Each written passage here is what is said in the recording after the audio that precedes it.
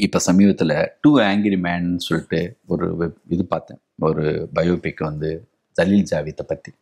அதில் ஜாவித் சார் சொல்கிறாரு ஒரு இன்டர்வியூவில், அது நினைக்கும் போது பயங்கர மெல்ட் ஆகுது.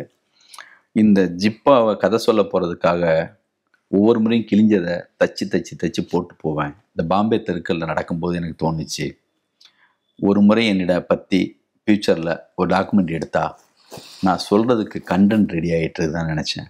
இதோட 18வது தையல் போட்டிருக்குன்னு சொல்கிறதுக்கு அப்போவே நான் யோசிச்சுட்டேன்னு சொன்னார். ஒரு ரைட்டருக்கு, நமக்குள்ள ஒரு படைப்பாற்றல் உள்ளவங்களுக்கு நடக்கிறது எல்லாமே காட்சி, நிகழ்கிறது எல்லாமே வந்து விஷயந்தான்.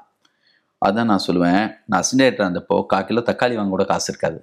நான் அசிஸ்டன்ட் கூட இருக்கிறவங்க, நம்ம கூட அந்த நண்பர்கள்ட்ட சொல்லுவேன், இது ஃபியூச்சரில் பேட்டி கொடுக்கறதுக்கு ஒரு கண்டென்ட் ரெடி ஆகிட்டு இருக்குடா அப்படிமே.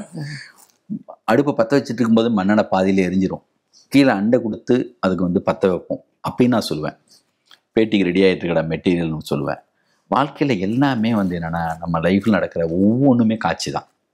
அதனால் வந்து நம்மளுக்கு எதுவும் பிரச்சனை இல்லை. எது நிகழ்ந்தாலும் நம்மளால் யோசிக்கக்கூடிய அந்த மனசையும் அதை ஒண்டி விட்டுறாமல் இருக்கணும். அது மட்டும்தான் ரொம்ப முக்கியம். அதனால் தோல்விங்கிறது எனக்கு சௌரியம். இண்டஸ்ட்ரி இங்கே உள்ளவங்க எல்லாரை விட நான் மனசோட ஃபீல் பண்ணுறது, எனக்கு ஒரு வாய்ப்பு கிடைச்சிருக்கு. ஒரு வேலை பார்க்கறதுக்கான என்னை எவன் டிஸ்டர்ப் பண்ண மாட்டான், நம்ம உட்காந்து வேலை பார்க்கலாம் அப்படின்னு நினைப்பேன்.